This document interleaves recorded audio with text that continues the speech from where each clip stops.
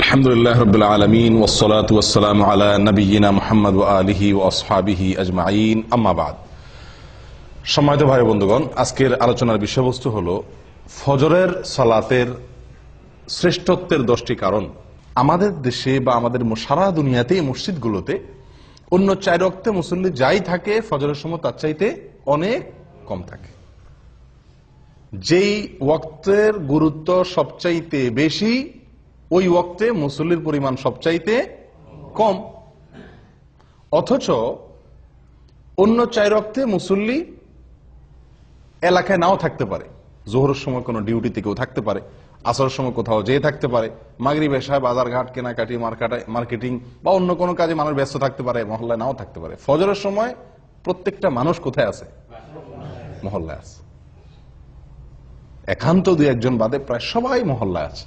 তাহলে তো জোহরে যদি 4 কাতার হয়, আসরে যদি 4-5 কাতার হয়, মাগরিবে যদি 5-7 কাতার হয়, ফজরে তো 10 কাতার হওয়ার কথা, ঠিক না ভাই? ঠিক। কিন্তু ফজরে 1 কাতার পাইতে কষ্ট হয়ে যায়, 2 কাতার জোগাড় হইতে অনেক কষ্ট হয়ে যায়। প্রিয় বন্ধুগণ, এর কারণ কি?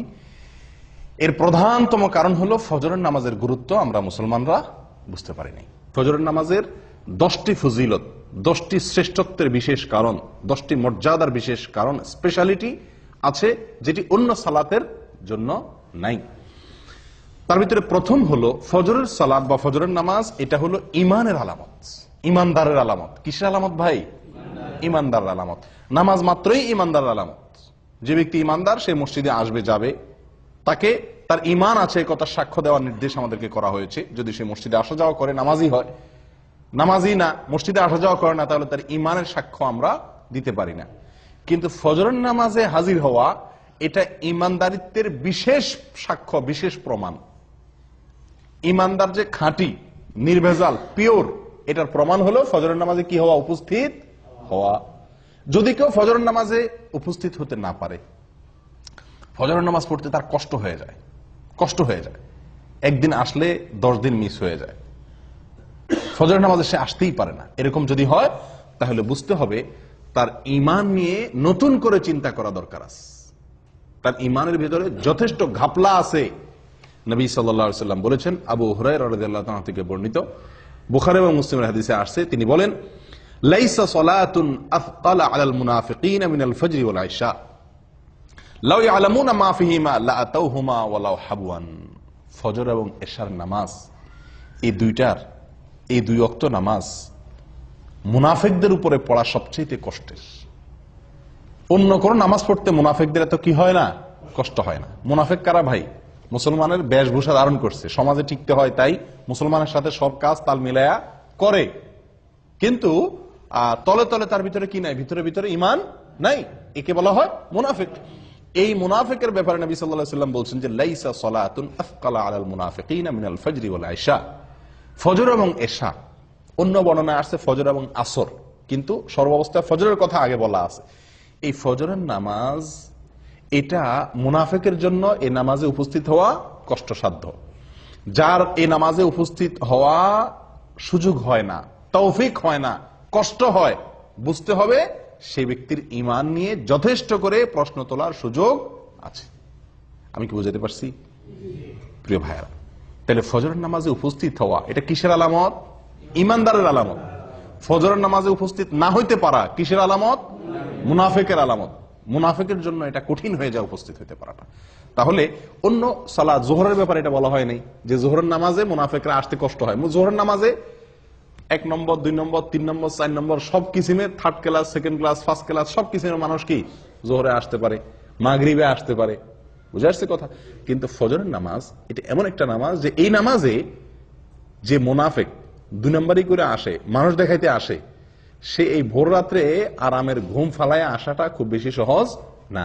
যদি কেউ আসতে পারে বোঝা যাবে সেই লোকটা হলো খাঁটি ইমানদার, তার ভিতরে ইমান আছে।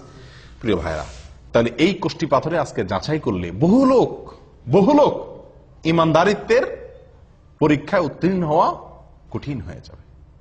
ইমানদারিত্বের প্রমাণ দেওয়া অনেকের জন্যই কি কষ্টকর হয়ে যায়। প্রিয় ভাইরা, তাহলে ফজরের নামাজের প্রথম ফজিলতের বিষয় হলো এটি ইমানদারের আলামত। কার আলামত? ইমানদার আলামত। ফজরের নামাজে উপস্থিত হইতে পারা মুনাফিকি থেকে মুক্তির একটি অন্যতম উপায়।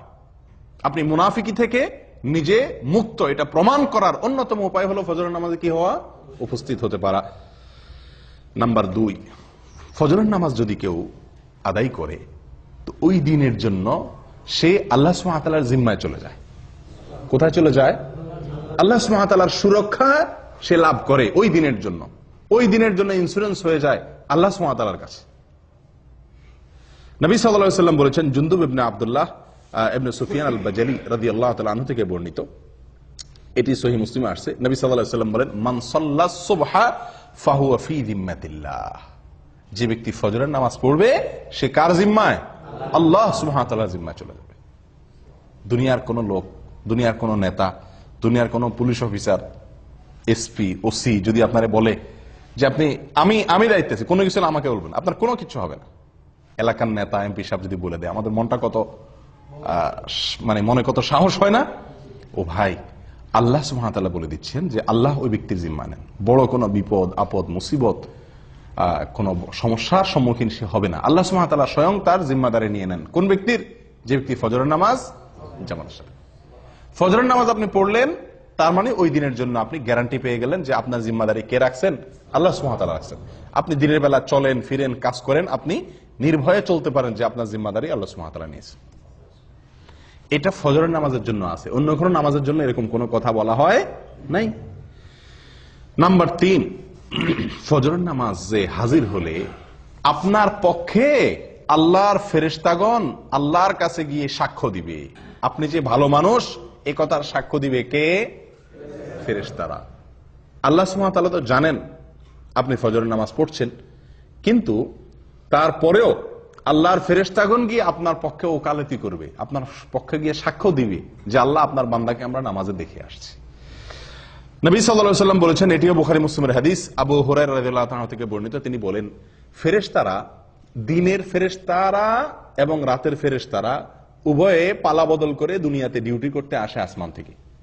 একদল ফেরেশতা আসে দুনিয়াতে, সারা পৃথিবীতে তারা বিচরণ করে, তারা আসমান থেকে নামে কখন? ফজরের সময়। তারা দিনের বেলা ডিউটি করতে আসে। আরেকদল ফেরেশতা সারা রাত ডিউটি করেছিল, তারা ফজরের সময় উপরে উঠে যায়।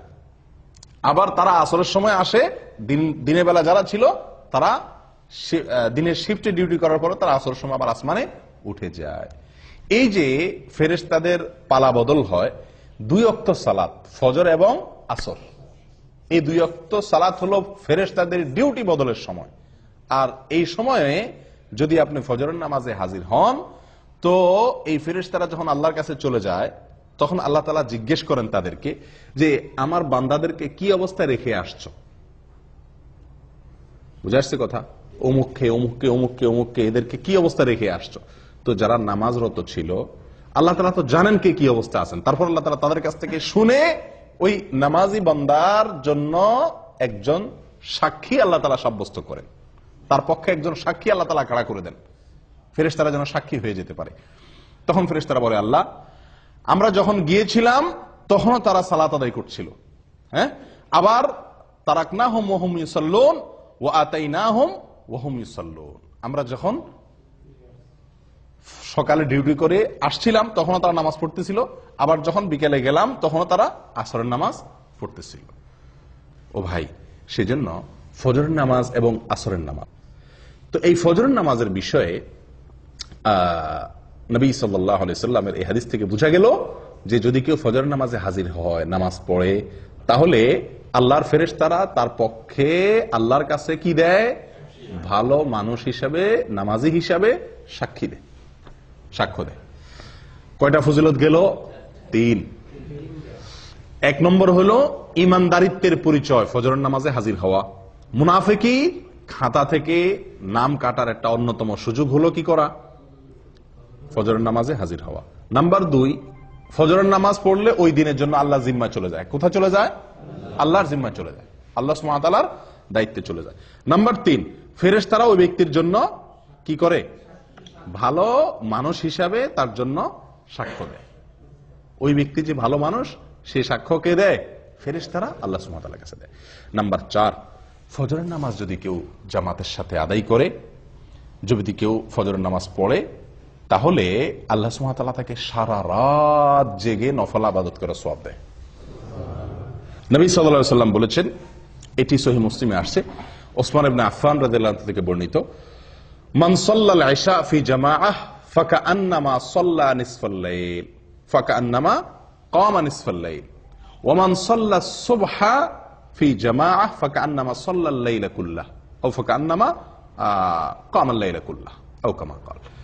ভাই, যদি কেউ এশারের সালাত জামাতের সাথে আদায় করে তো ওই ব্যক্তি অর্ধেক রাত দাঁড়িয়ে দাঁড়িয়ে নফল ইবাদত করলে, তাহাজ্জুদের নামাজ পড়লে যে সওয়াব পাইতো সেই সওয়াব আল্লাহ সুবহানাহু ওয়া তাআলা তাকে দিবেন। যদি এশার নামাজ কোথায় পড়ে? জামাতের সাথে মসজিদে হাজির হয়ে আদায় করে। আর যদি কেউ ফজরের নামাজ জামাতের সাথে আদায় করে তো আল্লাহ সুবহানাহু ওয়া তাআলা তাকে সারা রাত দাঁড়িয়ে তাহাজ্জুদের নামাজ পড়ার, নফল নামাজ পড়ার, রাত জেগে সারা রাত জেগে নফল নামাজ পড়ার সওয়াব আল্লাহ তাআলা তাকে দান করবেন। আপনি শুধু এশার নামাজটা জামাতের সাথে পড়ে ঘুমায় যান, এরপরে উঠে ফজরের নামাজটা জামাতের সাথে পড়েন, বাস সারাটা রাত ঘুমাইলেন, অথচ আপনার আমল নামার ডিউটি লেখা হলো আপনি নফল আমল করছেন, নফল নামাজ পড়ছেন।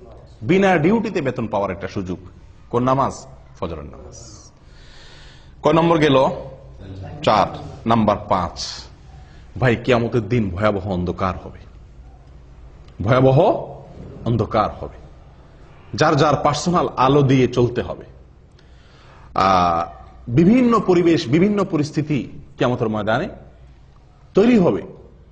যারা যারা ফজরের নামাজ জামাতের সাথে পড়বে, ফজরের নামাজ পড়বে, মসজিদে এসে ফজরের নামাজ আদায় করবে, তাদের ব্যাপারে 5 নম্বর ফজিলতের বিষয় হলো কিয়ামতের দিন আল্লাহ সুবহানাহু ওয়া তাআলা তাদের জন্য ফকফকা উজ্জ্বল লাইটের ব্যবস্থা করবেন।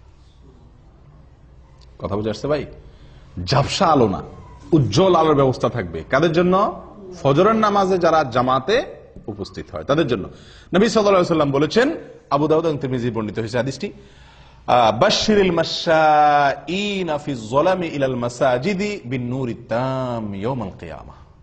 যারা পায়ে হেঁটে হেঁটে ভোরে ভোরে সূর্য ওঠার আগে অন্ধকারের মধ্যে, আলো আঁধারের মধ্যে যারা পায়ে হেঁটে হেঁটে মসজিদে আসে কষ্ট করে, সুসংবাদ দিয়ে দাও ওই সমস্ত আল্লাহর বান্দাদেরকে। কিসের সুসংবাদ দাও? বিন নূরিত তাম ইয়াউমাল কিয়ামাহ, কিয়ামতের দিন পরিপূর্ণ আলোর আলো আল্লাহ সুবহানাহু ওয়া তাআলা তার জন্য দান করবেন। ওই ব্যক্তির জন্য আলোর ব্যবস্থা করবেন, পার্সোনাল আলো।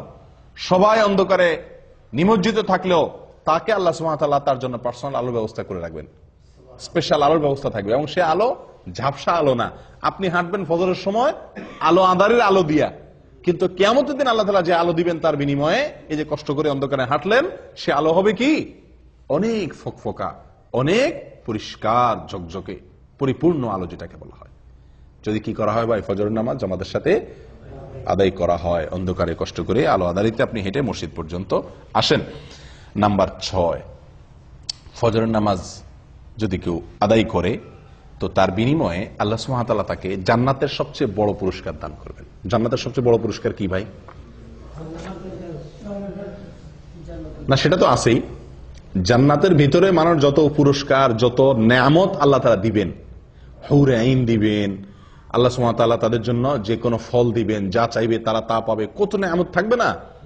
দুধের নহর প্রবাহিত হবে, মদের নহর প্রবাহিত থাকবে, দুনিয়ারে নাপাক গান্দা মদ না, পবিত্র মদ। যাই হোক, অনেক নেয়ামতের আল্লাহ তাআলা ব্যবস্থা করবেন জান্নাতীদের জন্য। আল্লাহ সুবহানাহু ওয়া তাআলার যে নেয়ামতে জান্নাতীরা সবচেয়ে বেশি খুশি হবে, যে নেয়ামতের জন্য জান্নাতীরা সবচেয়ে বেশি লালায়িত থাকবে, কোনটা সেটা? আল্লাহ দিদার, আল্লাহর সাক্ষাৎ, আল্লাহর সাক্ষাৎ। জান্নাতীদের সবচেয়ে বড় চাহিদা থাকবে যেন তারা কি করতে পারে? আল্লাহ সুবহানাহু ওয়া তাআলাকে একটু সরাসরি দেখতে পারে। যারা ফজরের নামাজ নিয়মিত পড়ছে, সব সময় ফজরের নামাজ পড়ছে এবং আসরের নামাজ পড়ছে, ফজরের নামাজ এবং আসরের নামাজ পড়ছে, এরা আল্লাহ সুবহানাহু ওয়া তাআলাকে দেখবে কিরকম জানেন? পূর্ণিমার চাঁদ, পূর্ণিমার চাঁদে, পূর্ণিমার রাতে আকাশের চাঁদ কিরকম দেখা যায়? চাঁদের 1 তারিখ, 2 তারিখ, 3 তারিখ, 4 তারিখ, 5 তারিখ এই দিনগুলোতে চাঁদ এত স্পষ্ট, এত ক্লিয়ার দেখা যায়। কিন্তু পূর্ণিমার রাতে চাঁদ কিরকম দেখা যায়? নবী সাল্লাল্লাহু আলাইহি সাল্লাম বলেন, পূর্ণিমার রাতে চাঁদ যেভাবে তোমরা দেখো পরিষ্কার, যারা সূর্য ডুবার আগে এবং সূর্য উঠার আগের যে নামাজ, সূর্য ডুবার আগের নামাজ হলো আসর, আর সূর্য উঠার আগের নামাজ হলো কি? ফরজ। নবী সাল্লাল্লাহু আলাইহি ওয়াসাল্লাম বলেন এই নামাজগুলো যাতে না ছুটে, এই নামাজগুলো যেন না ছুটে, সম্ভব হলে তুমি সেই দিকটার প্রতি ভালো করে কি করো? খেয়াল করো, লক্ষ্য রাখবে যাতে এই নামাজগুলো না ছুটে। তাহলে কি হবে? ওই আল্লাহ সুবহানাহু ওয়া তাআলাকে, জান্নাতের সবচেয়ে বড় নিয়ামত আল্লাহ তাআলাকে একেবারে স্পষ্টভাবে পরিষ্কার করে দেখার সুবর্ণ সুযোগ পাওয়া যাবে। আল্লাহ তাআলা আমাদের সকলকে সেই নিয়ামত দান করেন। 7 নম্বর পুরস্কার, ফজরের সালাত যারা পড়বে এবং বিশেষ করে জামাতের সাথে, তাদের জন্য জাহান্নাম থেকে মুক্তি। ওহ, কত বড় বড় পুরস্কার এক একটা। 7 নম্বর পুরস্কার কি রে ভাই? জাহান্নাম থেকে মুক্তির পরোয়ানা পাওয়া যাবে, জাহান্নাম থেকে মুক্তির পরোয়ানা পাওয়া যাবে। নবী সাল্লাল্লাহু আলাইহি ওয়াসাল্লাম বলেছেন, এটি সহিহ মুসলিমের হাদিস, লাইন ইয়ালিজান নার আহাদুন সাল্লা ক্বাবলা তুলুইশ শামসি ওয়া ক্বাবলা গুরুবিহা। ওই ব্যক্তি কখনো জাহান্নামে প্রবেশ করবে না। কিছু লোক আছে না ভাই, জাহান্নামে যাবে, ইমানদার যেহেতু, জাহান্নামের শাস্তি ভোগ করার পরে সে কোথায় আসবে? জান্নাতে আসবে। না, এরকম না। একবারে প্রথম চান্সে আপনি জান্নাতে যেতে পারবেন, ফার্স্ট চান্সে আপনি জান্নাতে যেতে পারবেন। জাহান্নামে যে সেখান থেকে এসে জান্নাতে ঢোকা লাগবে না। লাই আলিজা, কখনো প্রবেশ করবে না জাহান্নামে ওই ব্যক্তি, যে ব্যক্তি সাল্লা ক্বাবলা তুলুইশ শামসি ওয়া ক্বাবলা গুরুবিহা, যে ব্যক্তি সারা জীবন সব সময় চেষ্টা করছে ফজর এবং আসর এই 2 ওয়াক্ত নামাজ এর ব্যাপারে যত্নশীল ছিল, এই 2 ওয়াক্ত নামাজের পরে গাফলতি করে নাই, এই ব্যক্তি জাহান্নামে কখনো কি হবে না? প্রবেশ করবে না। ও ভাই, কত বড় বড় পুরস্কার এক একটা, লক্ষ্য করছেন? ফজরের নামাজের বিনিময়ে, আল্লাহু আকবার। আর এই নামাজটাতে আমরা সমাজের সবচেয়ে বেশি সংখ্যক লোক গাফেল থাকি, শুয়ে থাকি, অলসতা করি। কেউ হয়তো বলতে পারেন, আরে ভাই, এই যে জাহান্নাম থেকে মুক্তির জন্য কত আমলই তো আছে, এটা করলে জাহান্নাম থেকে মুক্তি, এটা করলে জাহান্নাম থেকে মুক্তি, ওইটা করলে জাহান্নাম থেকে মুক্তি, অনেক আমলের কথা আপনারা শুনছেন না? তো এতগুলার কি দরকার আছে? যে কোনো একটা করলে তো জাহান্নাম থেকে মুক্তি পাওয়া যায়, এরকম কারোর মনে প্রশ্ন আসতে পারে। তাদেরকে বলবো, ভাই, দুনিয়ার কোন আদালতে আপনি যদি আসামি হয়ে যান, তাহলে আসামির খাতা থেকে নাম কাটানোর জন্য আপনি কতগুলো পথ ধরেন? যত পথ আছে সবগুলা পথ ধরেন না? পয়সা রেডি রাখেন, যদি লাগে পয়সা দিয়া মামলা ডিসমিস করাইতে হবে।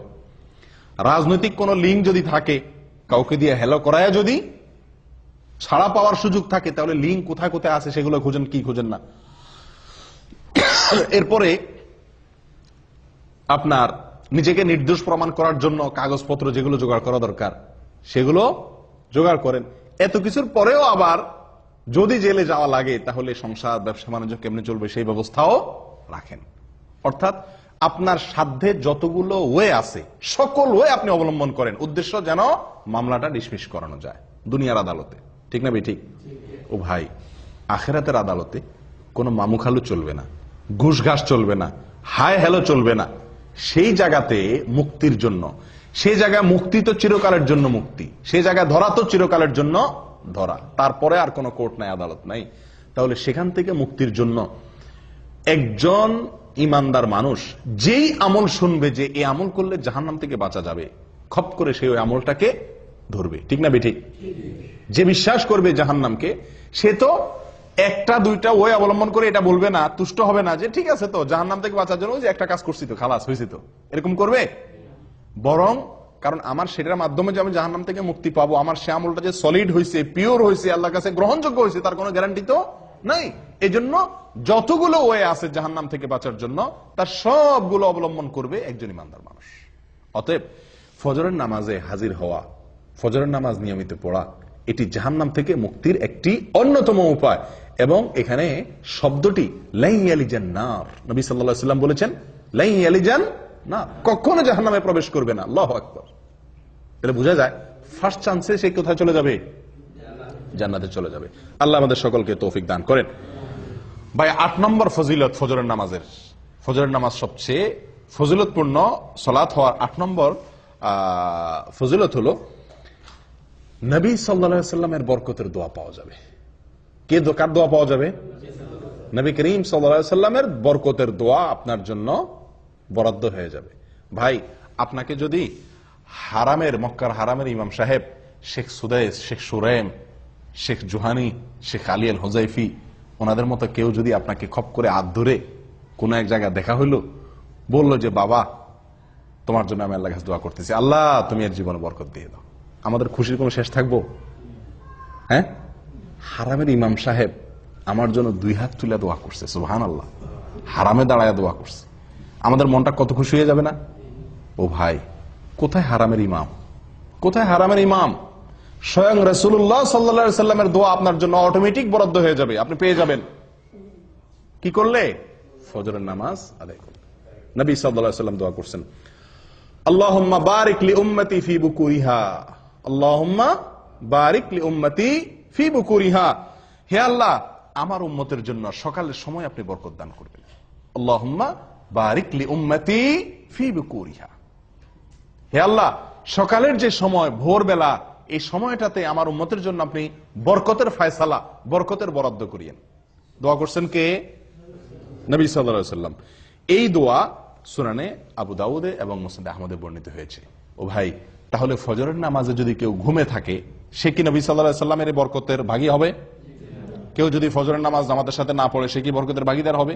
যে ব্যক্তি আল্লাহর হুকুম পালন করবে, ফজরের জামাতে হাজির হবে, সে ব্যক্তি নবী সাল্লাল্লাহু আলাইহি সাল্লামের বরকতের দোয়া পাবে, তার ভাগীদার সে হবে।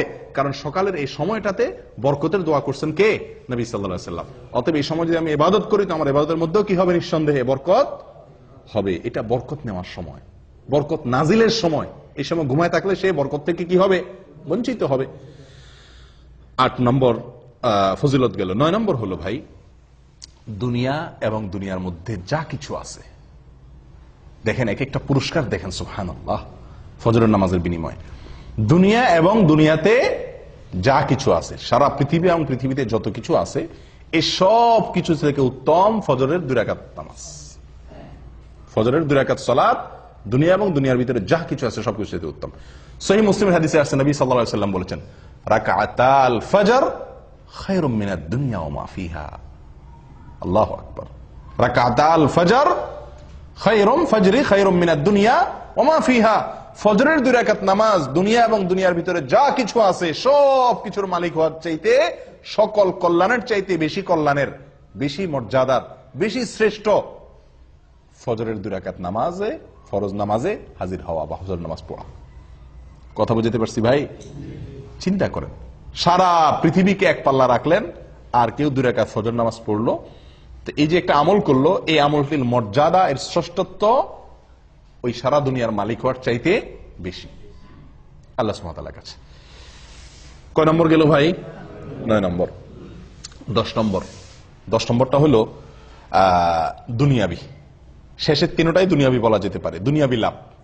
প্রথম যে 3টা বলছিলাম সেগুলো হলো আখিরাতের লাভ, প্রথমগুলা।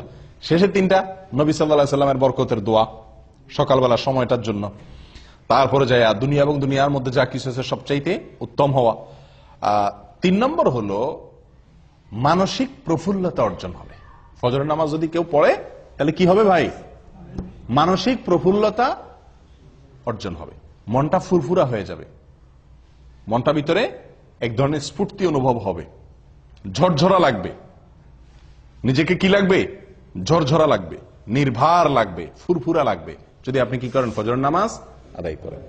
এবং এই পুরস্কারটি একেবারে বাস্তবিক, অর্থাৎ এই পুরস্কারটি আমরা নিজেরা সরাসরি ফিল করতে পারি, অনুভব করতে পারি, এরকম পুরস্কার। এটার জন্য অপেক্ষা করতে হবে না যে আপনি মারা যাবেন তারপরে পাবেন, না, এটা নগদ পুরস্কার। ফজরের নামাজের নগদ পুরস্কার হলো শেষের পুরস্কারটা। সেটা কোনটা? ফজরের নামাজ আদায় করলে মনটা কি হয়ে যাবে? হালকা হয়ে যাবে, নির্ভার হয়ে যাবে, পাতলা হয়ে যাবে, ফুরফুরে হয়ে যাবে, ঝরঝরা হয়ে যাবে, প্রফুল্ল হয়ে যাবে। কিভাবে? তার বিবরণ নবী সাল্লাল্লাহু আলাইহি ওয়াসাল্লাম আমাদেরকে শুনাইছেন সহিহ বুখারী এবং মুসলিমের হাদিসে। তিনি বলেন, মানুষ যখন ঘুমায় ভাই রাতে, তো শয়তান তার কপালে 3টা গিরা দেয়। শয়তান তার কপালে কয়টা গিরা দেয়? 3টা গিরা দেয়। গিরা দেওয়া মানে কি? গিরা দেওয়া মানে হলো, আমি বলি যে মানে মাথা টিপে আর কি, মাথা টিপে। মাথা টিপার মতো কাজ করে আর কি তার এই গিরাগুলা। উদ্দেশ্য, এই গিরা দেওয়ার উদ্দেশ্য হলো সে যাতে শোয়া থেকে কি করতে না পারে, উঠতে না পারে, সেজন্য তার কপালে এই গিরা দিয়ে রাখে। এই গিরা দিলে হয়তো মানে কিভাবে সে গিরা দেয়, গিরা তো আর দেখা যায় না, হয়তো বা মানুষের যাতে ঘুম আরামের সাথে আসে বা অলসতা আসে, এই জাতীয় কোনো অদৃশ্য গিরা দেয় কে? শয়তানে, চিরশত্রুয়ে, চিরশত্রুয়ে, চিরদুষ্টুয়ে আমাদের মাথা কপালে 3টা গিরা দেয় ঘুমাইলে। এরপরে যখন ফজরের সময় হয়, ভোরবেলা হয়, আল্লাহর কোন বান্দা যদি তার ভিতরে ইমানের শক্তি থাকে, তার ভিতরে যদি কি থাকে, ইমানের শক্তি থাকে, আর কোন রকম একটু সাহস করে বাহাদুরের মতো কম্বলটা ফেলা দিয়ে এরকম উঠতে পারে, তো সঙ্গে সঙ্গে শয়তান মিয়ার একটা গিরা কি হয়ে যায়, খুলে যায়। শয়তানের কি হয়ে যায়, একটা গিরা খুলে যায়। গিরা দিয়ে দিলে শরীরটা ভার হয়ে যায়, উঠতে পারে না, অলসতা লাগে, মজা লাগে। আপনারা লক্ষ্য করে দেখেন, অন্য কোন সময়ের ঘুম এত মজার হয় না, ঠিক ফজরের সময়ের ঘুমটা যত কি হয়, মজার হয়। এর মানে কি? এর মানে হলো ওই দুষ্ট শয়তান হয়তো শরীর টিপে, বুঝে আসছে কথা? এত আরাম করে ঘুমটা আসে, সারা রাত যার ঘুম না আসে তারও ঘুম আসে কখন? ফজরের সময়, ঠিক না ঠিক? এর মানে কি? এর মানে হলো শয়তানের সর্বশক্তি নিয়োগ করে সে, যাতে আপনি ফজরের সময় মসজিদে যেতে না পারেন। আসরে যান, বাধা দিতে পারলো না, তার এত বেশি টেনশন নাই। মাগরিবে গেছেন, এশায় গেছেন, জোহরে গেছেন, পারলো না সে ঠেকাইতে, এত বেশি টেনশন নাই। কিন্তু ফজরে আপনাকে ঠেকাইতে পারলে তার বিশাল লাভ, আপনাকে জাহান্নামে নেওয়ার জন্য অনেক দূর সে আগে গেল। এই জন্য সে তার সর্বশক্তি প্রয়োগ করে 3টা গিরা দেয়, যাতে ফজরের সময় আপনি হাজির হইতে না পারেন। এই জন্য তো এই গিরা খায়া বেশিরভাগ মুসল্লি মসজিদে আসতে পারে না। ফজরের সময় এই 3 গিরা খায়া শয়তানের বান্ধন খুলা আর আসার মতো ইমানি শক্তি থাকে না। ও ভাই, যদি আল্লাহর কোনো বান্দা যদি ফজরের সময় সাহস করে, হিম্মত করে, যখনই শয়তান তার মনে ওয়াসওয়াসা দেয়, হাদিসে আসছে শয়তান কানে কানে বলে, আমাদের মনের মধ্যে বলে, কি বলে? লাইলুন তওয়িল ফারকুদ, আর রাত এখনো কি অনেক লম্বা, আরো ঘুমা, আরেকটু ঘুমা। আপনি লক্ষ্য করে দেখছেন, ফজরের আজান হয়ে গেছে, তখনও কম্বলটা টাইনে আমরা গায়ে দেই, ঠিক না? 20 মিনিট পরে জামাত দাঁড়াবে, উযু করতে 10-15 মিনিট চলে যাবে, উঠে যাই না, তখনও কম্বলটা আমরা টেনে গায়ে দেই। কারণ কি? ওই যে শয়তান আমাদের মাথায়, মনের ভিতরে ওয়াসওয়াসা ঢুকাই দিছে যে কি, লাইলুন তাওয়িল ফারকুদ, রাত অনেক, এখনো অনেক সময়, তুই আর একটু ঘুমা। সারা রাত ঘুমাইলেন, 4 ঘন্টা, 5 ঘন্টা, 6 ঘন্টা ঘুমাইলেন, কিন্তু এই 5 মিনিট না ঘুমাইলে আপনি মরে যাবেন না, কিন্তু মনে হয় যে 5 মিনিট না ঘুমাইলে মনে মরে যাবেন, এরকম লাগে না ওই সময় উঠতে? কারণ শয়তান তার সর্বশক্তি প্রয়োগ করে গিরা তো দেয়, এরপর আপনার কানে কানে ফিসির ফিসির করে বলে। আসলেই আপনি লক্ষ্য করে দেখেন, মনে হয় যে কেউ একটা বলে মনে মনে, অনেক সময় আছে এখন, ঠিক না ঠিক? ও ভাই, তো আল্লাহর কোনো বান্দা যদি ঘুম থেকে উঠে যেতে পারে কম্বল ফেলে দিয়ে, আমি নবী সাল্লাল্লাহু আলাইহি সাল্লামের বরকতের দোয়া নিতে চাই, আমি জান্নাতে এক চান্সে যেতে চাই, জান্নাতে গিয়ে আল্লাহ তাআলাকে একেবারে পরিষ্কার পূর্ণিমার চাঁদের মতো আল্লাহ সুবহানাহু ওয়া তাআলাকে দেখতে চাই, আমি জাহান্নাম থেকে মুক্তি চাই, আমি ঈমানদারিত্বের পরিচয় দিতে চাই, মুনাফিকের খাতা যেন নাম লেখা না হয়, আমি আল্লাহর নিরাপত্তার ভেতরে প্রবেশ করতে চাই, আমি ফেরেশতাদের সাক্ষ্য পেতে চাই, আমি সারা রাত জেগে ইবাদতের সওয়াব পেতে চাই, আমি কিয়ামতের ময়দানে উজ্জ্বল আলো যেন হয় আমার জন্য, তার ভাগীদার যেন আমি হতে পারি, সেটা চাই। এই কথাগুলো মাথায় রেখে যদি আপনি কম্বলটারে কি করতে পারেন, ফেলে দিতে পারেন, এবং এই হাদিসটা মাথা রাখতে পারেন, নবী সাল্লাল্লাহু আলাইহি ওয়াসাল্লাম বলেছেন, ফজরের সময় শয়তান যে গিরা দেয় এবং আপনারে মজার ঘুম পাওয়ানোর চেষ্টা করে, এটা যদি আপনি মাথায় রেখে ঝেড়ে ফেলে উঠে যেতে পারেন, সঙ্গে সঙ্গে একটা গিরা শয়তানের খুলে যায়। এরপরে যদি আপনি গিয়ে কষ্ট করে উঠার পরেও কিন্তু একটু অলসতা হালকা হালকা লাগে, হালকা হালকা, শীতের দিন তো বেশি কষ্ট হয়, গরমের দিনও একটু কষ্ট হয়, যা কোন রকম হিম্মত করে যদি পানিতে হাত দিয়ে বিসমিল্লাহ বলে ওযুটা করে ফেলতে পারেন, ওযুটা করার পরে দেখবেন শরীরটা আরো অর্ধেক পাতলা হয়ে গেছে, কারণ গিরা আরেকটা তখন খুলে যায়। এরপরে আরেকটু বাকি থাকে, মসজিদে যাব না রুমে পড়ে ফেলবো, আরেকটু অলসতা থাকে। এরপর যদি সাহস করে বাইর হয়ে যান হিম্মত হয়ে মসজিদের দিকে এবং আসেন, ফজরের নামাজটা যদি পড়ে ফেলতে পারেন কোন রকম, সঙ্গে সঙ্গে 3 নম্বর গিরাও কি খুলে যায়, শরীর ফুল পাতলা হয়ে যায়। এই যে নবী সাল্লাল্লাহু আলাইহি সাল্লামের হাদিসটি, 3টা গিরা খুলে শরীর পাতলা হয়ে যাওয়া, নির্ভার হয়ে যাওয়া, এটা আমরা বাস্তবে সব সময় অনুভব করার সুযোগ আছে, আছে না নাই? আমরা সবাই অনুভব করি, হয়তো খেয়াল করি না। আপনি লক্ষ্য করে দেখেন, রাতে শোয়ার পরে ভোর রাতে শরীরে যে ভার মনে হয় যে উঠলে মনে হয় মরে যাব, এত কষ্ট, এত আরামের ঘুম বাদ দিয়ে উঠলে, এই ঘুম ছেড়ে উঠলে মনে হয় আমি শেষ, এরকম মনে হয় না? কিন্তু উঠা বসার পরে, কম্বলটা ছেড়ে দিয়ে নামার পরে দাঁড়াতে পারলে মনটা অনেকটা পাতলা মনে হয়, ঠিক না? ঠিক, অনেকটা পাতলা, কারণ যে গিরা খুলে গেছে। ওযু করার পরে আরো পাতলা মনে হয়, হালকা হয়ে গেছে। আর ফজর পড়ার পরে তো একেবারে পরিপূর্ণ ফ্রেশ হয়ে যায় মনটা। আমি কি বুঝাতে পারছি ভাই? একদম ফ্রেশ হয়ে যায় ফজরের সালাত জামাতের সাথে আদায় করার পরে। একজন মানুষ ফজরের নামাজ না পড়ে, কোনোদিন আপনি ফজরের নামাজ না পড়ে কাজে যান, উঠেন, অন্যান্য কাজে লাগেন, আপনি যতই কাজ করেন আপনার মনের ভিতরে এক ধরনের ভার, এক ধরনের আনফ্রেশনেস আপনি অনুভব করবেন। কিন্তু যদি ফজর নামাজ জামাতে পড়তে পারেন তাহলে ইনশাআল্লাহ ওই দিনটা আপনার মনটার মধ্যে কি থাকবে? ফুরফুরে একটা ভাব থাকবে। ও ভাই, তাহলে গিরা খোলার কাহিনী বুঝতে পারছেন তো? আমরা তো বলি যে দুনিয়ার কোন কাজে যদি আপনি আরামের ঘুম বাদ দিয়ে উঠেন, মেজাজটা গরম হয় না? সামনে কেউ কিছু বললেও খিটখিটে মেজাজ লাগে, ঠিক না? ঠিক। এরপরে আপনি উঠলেন, ঘুম থেকে উঠে যাইতেছেন, যত দূর সামনে আগান তত মেজাজ আরো খারাপ হয়, ঠিক না? ঠিক। আপনি ঘুমের মধ্যে আছেন, হঠাৎ করে আপনার মালিকে বসে ফোন দিয়ে বসছে, এই তাড়াতাড়ি আসো। আপনি ফোন কাটা উঠলেন, ঘুমটা খুব জমছিল, শীতের দিন, উঠে বাইরে হয়েছেন, যতদূর সামনে আগান মেজাজ আরো গরম হয় না? আস্তে আস্তে বাইরে আসছেন, উফ আরো ঠান্ডা, আরো মেজাজ আরো গরম হয় না? শরীরটাতে এক ধরনের মানুষ অপ্রস্তুতি ভাব চলে আসে, মানুষের মধ্যে বিরক্তির ভাব চলে আসে, ঠিক না? ঠিক। কিন্তু যদি কেউ ফজরের নামাজ জন্য উঠে, এই প্রত্যেকটা কাজের পরে উঠলো, ওযু করলো, নামাজ পড়লো, পটপট করে শরীরটা আরো কি হতে থাকে? পাতলা হতে থাকে। কারণ যে শয়তানটাকে ভার করে রাখছে, আল্লাহ সুবহানাহু ওয়া তাআলা ইবাদতগুলোর মাধ্যমে তাকে আল্লাহ তাআলা কি করে দেন? পাতলা করে দেন। তাহলে ভাই, যদি কেউ ফজর নামাজ আদায় করে, নবী সাল্লাল্লাহু আলাইহি ওয়াসাল্লাম বলেছেন, ফাসবাহা নাশীতান তিবান নাফস, ফজর নামাজ আদায় করতে পারলে, তিনি গিরা খুলে গিয়ে সে ব্যক্তি হাসি খুশি, প্রফুল্ল এবং পবিত্র মন নিয়ে তার দিনটা শুরু করে। আর যদি কেউ ফজর নামাজ না পড়তে পারে, ওয়াইল্লা আসবাহা খাবিসান নাফসি কাসলান, সারাটা দিন তার শরীর মেজমেজ, অলসতা, এগুলা করতে করতে চলে যায়। আপনি পরীক্ষা করে দেখেন। আল্লাহ তাআলা আমাদের সকলকে এই ফজরের গুরুত্ব বোঝার তৌফিক দান করেন। 10টি গুরুত্ব, 10টি ফজিলতের কথা আমরা শুনলাম। আমি আবারও বলছি একটি একটি করে। নাম্বার 1, ফজরের নামাজ মুনাফিকদের জন্য কঠিন হয়, ঈমানদারদের জন্য সহজ হয়। অতএব ফজর নামাজে হাজির হতে পারা ঈমানদারের পরিচয়।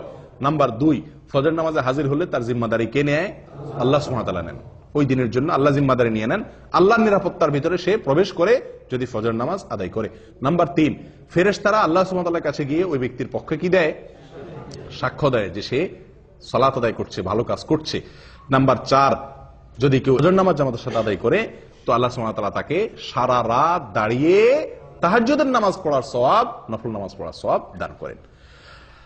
নাম্বার 5, ফজর নামাজ যদি কেউ জামাতের সাথে পড়ে, আলো আধারিতে কষ্ট করে মসজিদে আসে নিয়মিত, তো আল্লাহ সুবহানাহু ওয়া তাআলা তার বিনিময়ে কিয়ামতের দিন তাকে পরিপূর্ণ আলোর ব্যবস্থা করেন, তার জন্য স্পেশাল তার জন্য আলোর ব্যবস্থা করেন কিয়ামতের দিন।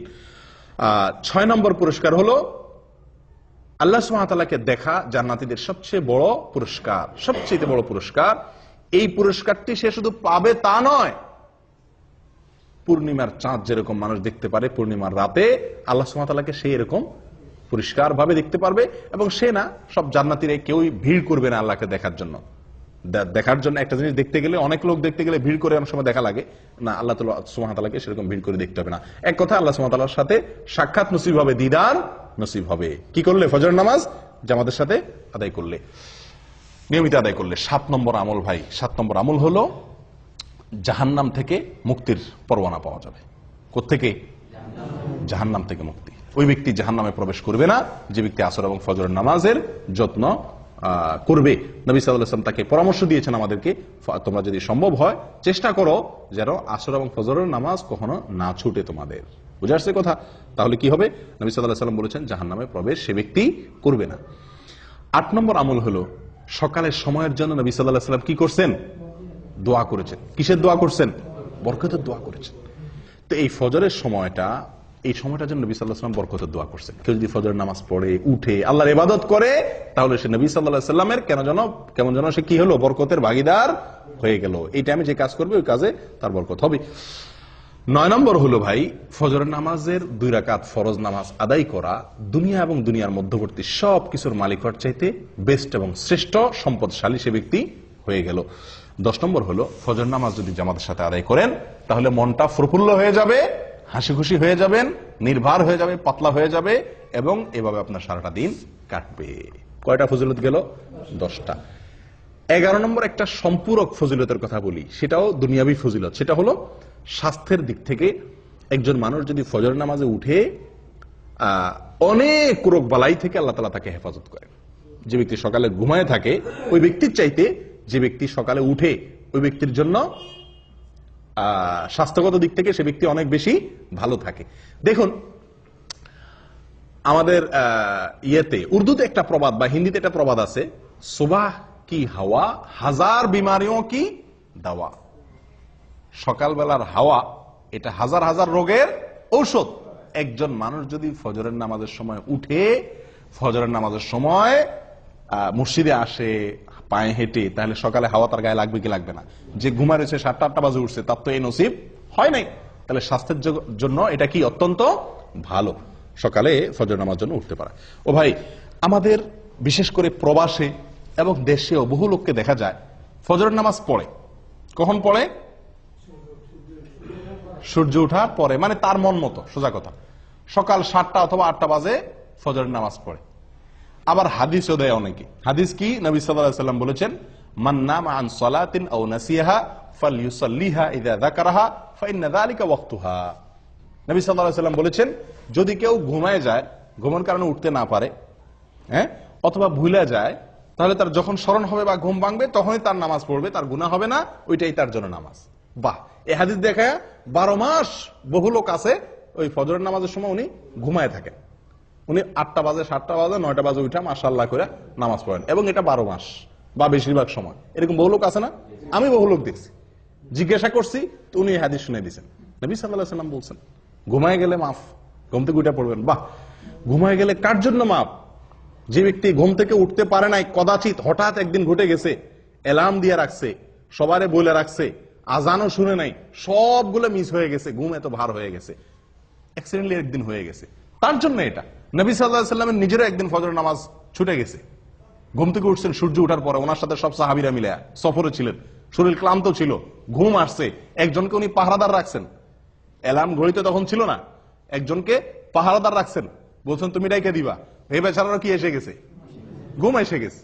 আসলে এবার সবাই ঘুম, ফজরের নামাজের রক্ত শেষ, সূর্য উঠে গেছে, যখন রোদ লাগা শুরু হয়েছে এবার সবাই আস্তে আস্তে ঘুম ভাঙছে। নবী সাল্লাল্লাহু আলাইহি ওয়াসাল্লামকে আল্লাহ সুবহানাহু ওয়া তাআলা এই এক ওয়াক্ত জীবনে ফজরের নামাজ দেরি করায়া পড়াইছেন আমাদের শেখার জন্য। আমাদের কিসের জন্য? শেখার জন্য, যেন এরকম জীবনে হইলে কি করব সেই পদ্ধতি আমরা জেনে নিতে পারি। কিন্তু এটা ওনার জীবনে কয়বার হয়েছে? একবার। আর আপনি প্রতিদিন সে কাম করবেন। ওনার যুগে তো অ্যালার্ম আলা ঘড়ি ছিল না, মসজিদের মাইকের আজান শোনা যেত না।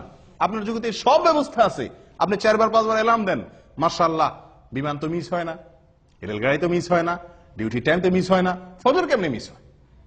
হ্যাঁ, ওখানে তো মিনিট সেকেন্ড হিসাব করে আসেন, ফজর নামাজ তো মিনিট সেকেন্ড হিসাব করে আসার দরকার হয় না, ঠিক না বে ঠিক? তাহলে এখানে কিভাবে মিস হয়? এগুলো সব হলো গাফলতি, এগুলো সব হলো কি? গাফলতি। আল্লাহ সুবহানাহু ওয়া তাআলা বলেছেন, ফাওয়াইলুল লিল মুসাল্লিন আল্লাযীনা হুম আন সালাতিহিম সাহুন। নামাজ পড়লেই শুধু হবে না, গাফলতি করবেন, অলসতা করবেন, 4 ওয়াক্ত পড়বেন, 1 ওয়াক্ত পড়বেন না, এই টাইপের মুসল্লি সবচাইতে আজকে বেশি। 4 ওয়াক্ত হাজির হয়, ফজরে আসে না, 3 ওয়াক্ত হাজির হয়, 2 ওয়াক্ত পড়ে না সুবিধা মতো, অথবা যখন উঠে তখন। ভাই, এভাবে আদায় করলে কখনো নাজাত বা মুক্তি পাওয়া যাবে না। যে নামাজটা সবচেয়ে গুরুত্বপূর্ণ, যে নামাজটা পড়তে কষ্ট হয়, এটার মর্যাদা সবচেয়ে বেশি, এটার গুরুত্ব সবচেয়ে বেশি দিতে হবে। অতএব আপনি এই অজুহাত দিতে পারবেন না যে আমি ঘুমায় গেছি এই জন্য 8টা 9টা বাজে উঠা পড়ছি, এটা একদিন হতে পারে। সবসময় হতে পারে এটা? আপনি যদি অ্যালার্ম দিয়ে রাখেন, বেনামাজি লোক থাকলে বাদ দেন, আজকে দেরিতে শুয়েছি সেজন্য নামাজ বাদ গেছে, তাহলে কালকে আমি তাড়াতাড়ি শুয়ে যাই, চেষ্টা করলে এই সমস্যা থেকে বের হয়ে আসা সম্ভব কি সম্ভব না? অতএব 12 মাসের জন্য 8টা-9টা বাজে যারা নামাজ পড়েন তারা জেনে রাখবেন তাদের এই নামাজ মন মতো নামাজ হবে। কোম্পানির ডিউটি আপনাকে একটা টাইম বেঁধে দিয়েছে এতটা থেকে এতটা, আপনি মন মতো অন্য টাইমে যা ডিউটি করে চলে আসছেন, কি বলেন? বেতন দিবে আপনারে? আপনাকে বলছে 8টা টু 5টা তোমার ডিউটি, আপনি 8টা টু 5টা অন্য কোনো কাজ করে ঘুরে ঘেরা সমনষ্ট করে ঘুমায় টুমায় থাকলেন, 5টার পরে যায় কেউ নাই, আপনি ঘুরে ঘেরা 5টার পরে 8 ঘন্টা যায় বয়ে থাকলেন, টুকটাক কিছু কাম কাজ করলেন, মাস শেষে করুন বেতন দেন, আপনারা দিবে কেউ বেতন? কোনো পাগলে? আল্লাহ সুবহানাহু ওয়া তাআলা বলেছেন ইন্নাস সালাতা কানাত আল মুমিনিনা কিতাবাম মাওকুতা, সালাত নির্দিষ্ট সময় আল্লাহ তাআলা নির্ধারিত করে রাখছেন, নির্দিষ্ট সময়, ওই সময় পড়তে হবে। আপনার মন মতো 9টা বাজে ঘুম থেকে উঠে ফজর পড়লে আদায় হবে না, এটা হঠাৎ একদিন হতে পারে বিশেষ কোনো কারণে, বিশেষ কোনো অজুহাতে। ও ভাই, ফজরের এই নামাজটির গুরুত্বের আরো কয়েকটি দলিল আছে ভাই। কোরআনে আল্লাহ সুবহানাহু ওয়া তাআলা শপথ করেছেন সকালের সময়টার, দিন এবং রাতে 24 ঘন্টার ভিতরে যে কয়েকটি সময় সবচেয়ে মূল্যবান তার ভিতরে একটা হলো এই সকালবেলা। আল্লাহ সুবহানাহু ওয়া তাআলা কোরআনে শপথ করেছেন ওয়াল ফাজরি ওয়া লায়ালিন আশ, ফজরের শপথ, কারণ ফজর টাইমটা গুরুত্বপূর্ণ। আল্লাহ সুবহানাহু ওয়া তাআলা বলেছেন ওয়াস সুবহি ইযা আসফার, বলছেন কি বলেন নাই? সকালের শপথ, কারণ সকালের টাইমটা গুরুত্বপূর্ণ, ভোরের টাইমটা। আল্লাহ সুবহানাহু ওয়া তাআলা এরকম কোরআনে বহু জায়গায় এরকম নির্দেশ করেছেন।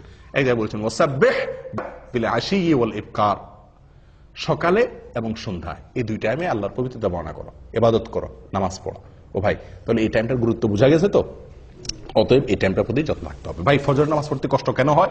এর প্রধান কারণ হলো রাতে দেরিতে শোয়া। ফজরের নামাজ জামাতের সাথে পড়তে না পারা, টাইম মতো পড়তে না পারা, উঠতে না পারার মূল কারণ কি? রাতে দেরিতে শোয়া। আমাদের আয়েশা বলেছেন নবী সাল্লাল্লাহু আলাইহি ওয়াসাল্লামের বিষয়ে যে কানা ইয়াকরাহুন নাওমা ক্বাবলা আল আইশা ওয়াল হাদিসা বাদা, নবী সাল্লাল্লাহু আলাইহি ওয়াসাল্লাম এশার আগে কথা বলা এটা তার খুব অপছন্দের কাজ ছিল। এশার আগে ঘুমানোটা অপছন্দের কাজ ছিল, আর এশার পরে কথাবার্তা বলাটা তার অপছন্দের কাজ ছিল। দিনী কথা, স্বামী স্ত্রীর কোনো দরকারি কথা, এটা ছাড়া অন্য কোনো কথা তার পছন্দ ছিল না। আর আমাদের আড্ডাবাজি শুরুই হয় কখন?